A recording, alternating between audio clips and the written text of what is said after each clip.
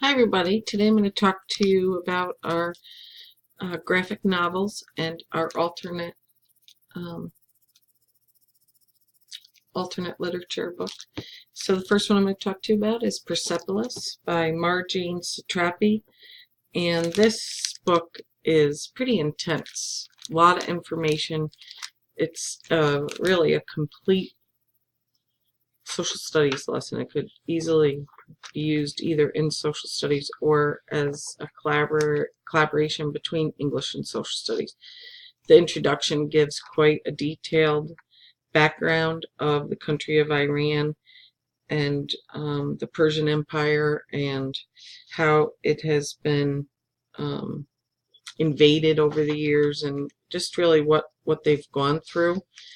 And this book is a memoir of Marjane Satrapi's life growing up in Iran during the Islamic Revolution. I just want to get my notebook here. And really it addresses her strength and determination to speak up against political repression, especially against women having to wear veils over their heads, and their education was based solely on what the Islamic revolutionaries wanted it to be. And she went to a private school and still spoke up against the way things were, and actually got expelled from school. It really talks about, she's from, her great-grandfather was one of Iran's last emperors, so they were a more wealthy family than was found in her neighborhood. And they had a nice car, and she sees family members, her uncle put in jail. She has a friend who's killed when their building gets bombed.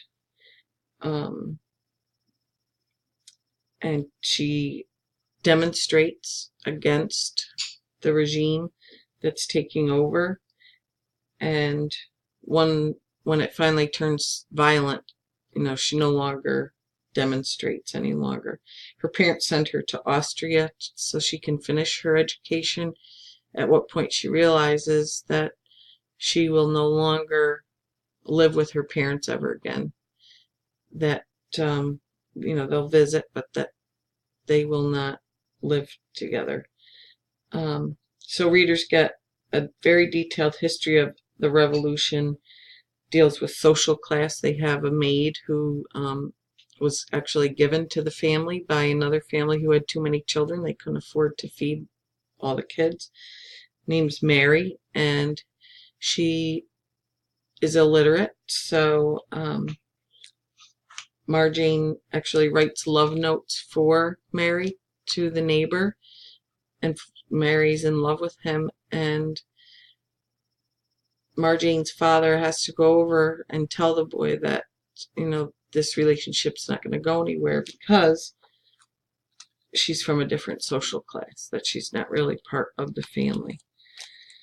So I found some quotes that I wanted to share with you that I found from the book that I thought were particularly telling, because it just explains a little bit. It says on page 447, it says, naturally, the regime became more repressive. In the name of that war, they exterminated the enemy within. Those who opposed the regime were systematically arrested and executed together. As for me, I sealed my act of rebellion against my mother's dictatorship by smoking the cigarette I'd stolen from my uncle 2 weeks earlier. It was awful, but it was not the moment to give in. With this first cigarette, I kissed my childhood goodbye. Now I was a grown-up. So she retaliates not only against the regime, but she's trying to grow up and be part of her family. So then when she's going to be going to school, her parents are talking to her, and the mother says, "You'll see." This is on page 452.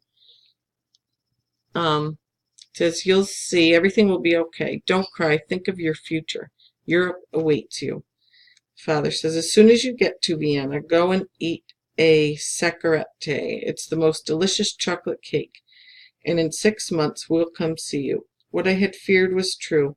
Maybe they'd come to visit, but we'd never live together again. No tears. You're a big girl. You've got to go now. Don't forget who you are and where you come from. I love you. I couldn't bear looking at them there behind the glass. Nothing worse than saying goodbye. It's a little like dying.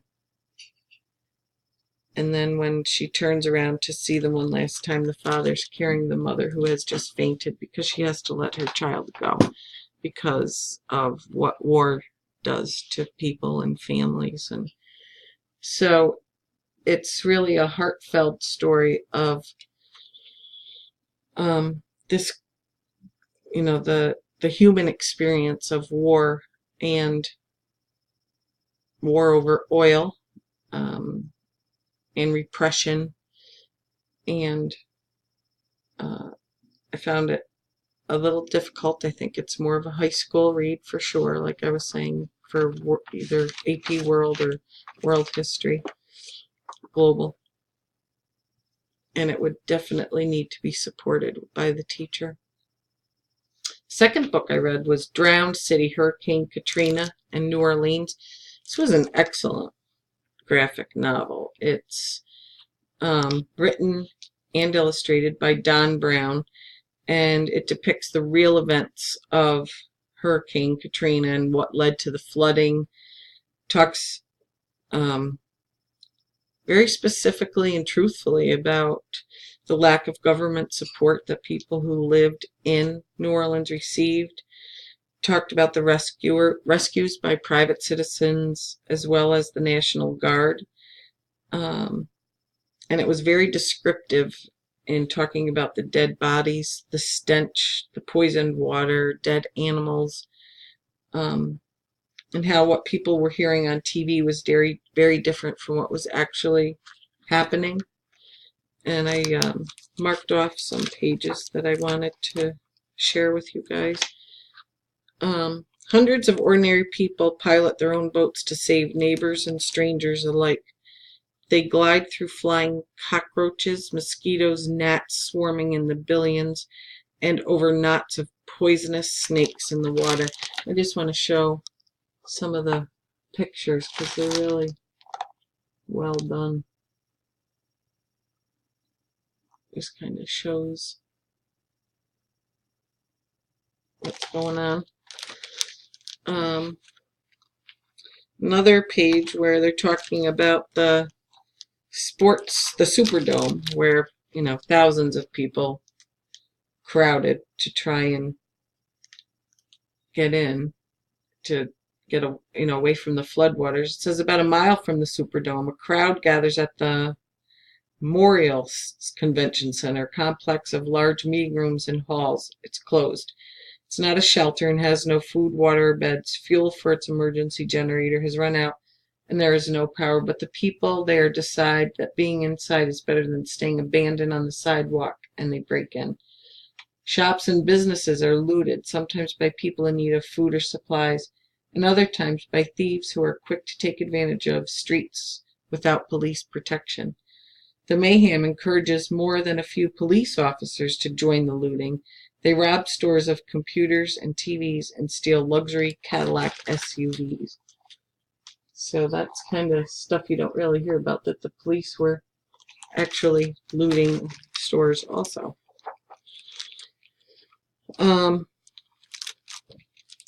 Page 56, people rescued from the water from buildings and homes are dropped off on remote bits of high ground. Partly flooded highway ramps act as makeshift piers. And then also there's a woman, she says, "I don't know where my baby is. One minute we were all together and the next minute she was gone. About 5,000 children are reported missing. Weeks will pass before they're all reunited." So it just kind of shows. The pictures are amazing. The colors definitely depict the mood. They're darker colors. Helicopters are everywhere. This is page 74. It's like flying in a hornet's nest. Scores of sick, frail, and elderly people swamp emergency medical clinics. Many are still strapped to doors used as makeshift streetcars. The floodwaters are now filthy and vicious and smell of petroleum.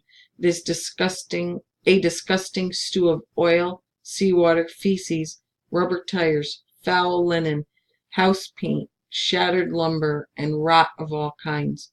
Wading through it leaves chemical burns on some people, nasty rashes and skin infections on others. Swallowing just a drop of the water can make you deathly ill. On open wounds, the dirty water invites infection that will kill. Just the smell of it can make eyes water and throats gag. Some rescuers get Katrina cough. And this is a picture of the water. So, that is definitely an impressive book. Very well done. Very informative and heartbreaking. The third book that I read, TTYL by Lauren Miracle, is about three friends, Madison, Angela, and Zoe. They're going into 10th grade, and they communicate completely through IMing. It was written in 2004, but it was on the list, so I just kind of was going through the list, seeing which ones the library had, and they had this one. It's kind of out of date, I suppose, if you want, because nobody IMs anymore, they text. I guess if you pretended they were texting with each other, it would be fine.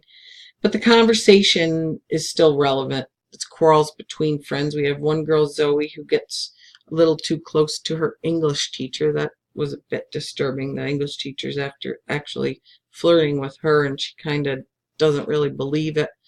And her friends need to kind of rescue her from a uncomfortable situation.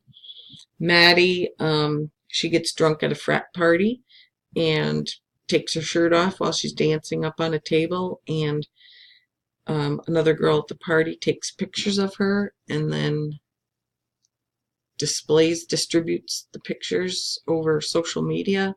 So she gets bullied at school and made fun of, so they have to deal with that.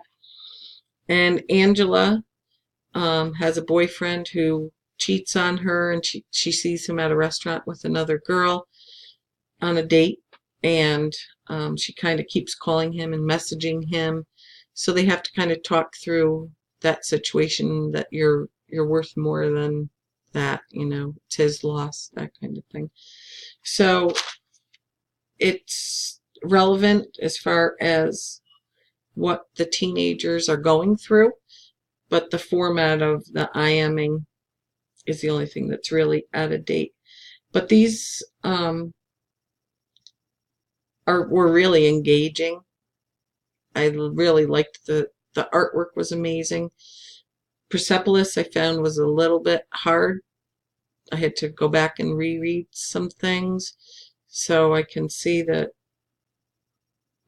high school kids, adolescents would definitely need to be supported with that. Drowned City, that's definitely a great read. I'm going to talk to my media specialist about getting that book into the school. And definitely great reads for kids who need support. The pictures help you flow through the book much easier, especially with a difficult book like Persepolis. It definitely helped me relate more to the difficult information. There was just so much information that I was unfamiliar with, so it really helped guide me through that. Okay, so that's it for this week. Take care.